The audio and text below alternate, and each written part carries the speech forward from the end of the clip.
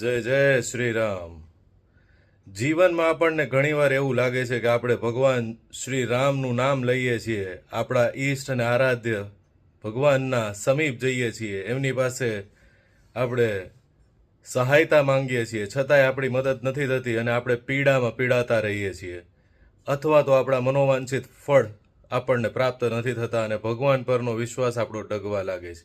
આવું રોજ બરોજ અવારનવાર સંયોગથી થતું જ રહે છે કે આપણે મનોમન આપણા ઈષ્ટ આરાધ્ય દેવ ભગવાન શ્રી રામ, આપણા કુળદેવતા કે કુળદેવીથી કંઈક ને કંઈક માંગીએ રાખીએ છીએ અને એવું થાય છે કે આપણું મનોવાંછિત ફળ આપણને મળતું નથી.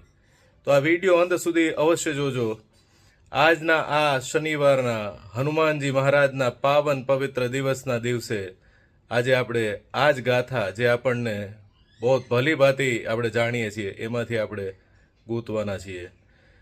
આ પ્રસંગ છે જ્યારે ભગવાન શ્રી રામ અને લક્ષ્મણ સીતાની શોધમાં વનથી ભટકતા ભટકતા જ્યારે હનુમાનજીને મળવા માટે જાય છે, હનુમાનજીને રસ્તામાં મળી જાય છે અને ત્યારે જે એમના વચ્ચે વાર્તાલાપ થાય છે અને સંયોગથી એક મોટી ઘટના જેનો સાર આપણને આજે રોજબરોજના આપણા જે સવાલ જે હમણાં મેં આપણે વાત થઈ એ પ્રમાણે આપણને મળે છે. એ પ્રસંગ એવો છે કે ભગવાન શ્રી રામ અને લક્ષ્મણ જ્યારે હનુમાનજીને પાસે સમીપ જઈ રહ્યા હોય છે ત્યારે હનુમાનજી આમના દિવ્ય તેજ અને દિવ્ય અલૌકિક સ્વરૂપને જોઈને એમને લાગે છે કે હું પણ એક અલગ જ રૂપ ધારણ કરીને આ બંને યુવકોની સમીપ જઈને એમનો પરિચય કેળવું અને પછી મહારાજ સુગ્રીવને જઈને કહું કે આપણા પ્રદેશમાં કોઈ દિવ્ય પુરુષો આવી રહ્યા છે. તો હનુમાનજી બ્રાહ્મણનો વેશ ધારણ કરીને ભગવાન શ્રી રામ અને લક્ષ્મણની સમીપ જઈને પૂછે છે કે હે દિવ્ય પુરુષો, આપ કોણ છો, ક્યાંથી આવ્યા છો અને અહીંયા શું કરી રહ્યા છો? લાગે છે આપ કોઈ તેજસ્વી પુરુષ છો. શું આપ સ્વયં બ્રહ્મા છો, વિષ્ણુ છો કે શિવ છો? અને જેમ કે બધું જાણતા જ હોય એવી રીતે ભગવાન શ્રી રામ પણ પોતાનો વાસ્તવિક પરિચય ના આપતા એવી રીતે કહે છે કે હું તો અયોધ્યા નગરના રાજા દશરથનો પુત્ર રામ અને આ મારો ભ્રાતા લક્ષ્મણ છે. મારી અર્ધાંગીની સીતાનું કોઈ હરણ કરીને ગયું છે અને અમે એની જ શોધખોળમાં નીકળ્યા છીએ.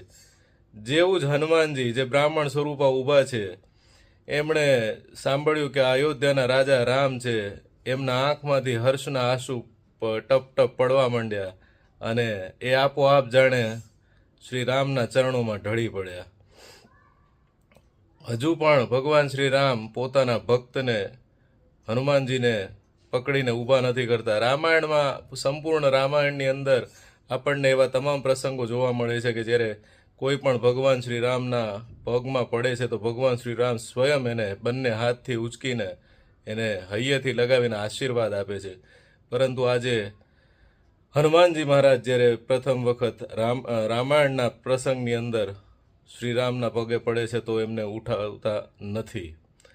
ફરી પાછું હનુમાનજી ઊભા થઈ જાય છે સ્વયં અને પૂછે છે કે હે શ્રીરામ, તમે તો જાણતા હતા, તમે તો આ ત્રણેય લોકોના સ્વામી, આ જગતના તાત છો, તો તમે કેમ મને તમારો વાસ્તવિક પરિચય ના આપ્યો કે તમે જ નારાયણ છો? ત્યારે શ્રીરામ કશું બોલ્યા વગર કહે છે કે તમે બી તમારો ક્યાં વાસ્તવિક પરિચય આપ્યો? અને હનુમાનજી રામ ભગવાનને મળવાના એ પ્રસન્નતાની અંદર એ ભૂલી જાય છે કે પોતે જે વેશ પલટો કરીને બ્રાહ્મણના સ્વરૂપમાં છે એમાંથી પોતાના દિવ્ય અલૌકિક વાનર અવતારમાં જે એમનો વાસ્તવિક અવતાર છે એમાં આવ્યા નથી.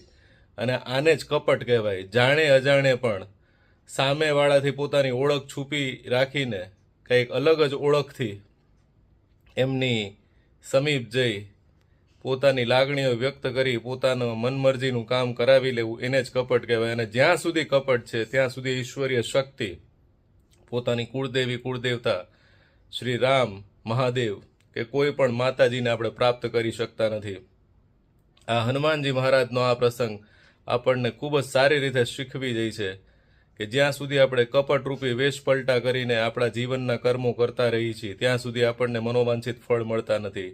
જેવી વાસ્તવિક જીવની, જેવી વાસ્તવિક સ્વરૂપ આપણને આપણા કુળદેવીએ આપ્યું છે, આપણા ઈષ્ટ આરાધ્ય દેવોએ આપ્યું છે, એ પ્રમાણે આપણે જીવન જીવવું જોઈએ અને એ જ પ્રમાણે આપણા પ્રભુના સમર્પણમાં જઈને એમની પાસે આપણી વ્યથા વ્યક્ત કરીને એ પીડામાંથી મુક્ત થવા અને મનોવાંછિત ફળ મેળવવા માટે આરાધના કરવી જોઈએ.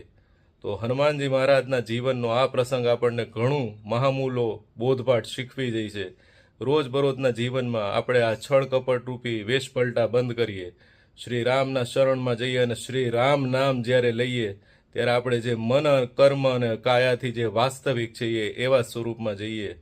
તો બોલો શ્રી રામચંદ્ર ભગવાન કી જય, હનુમાનજી મહારાજની જય. મિત્રો, તમને આ શનિવારના હનુમાનજી મહારાજના પાવન દિવસે આજની આ સ્ટોરી ટેલિંગ, આ ગાથા ગમી હોય તો આ વિડીયોને લાઈક અને શેર અવશ્ય કરજો. કમેન્ટ બોક્સમાં તમારા અભિપ્રાયો જણાવશો. ફરી મળીએ આગામી સ્ટોરી ટેલિંગમાં. ત્યાં સુધી જગદમ.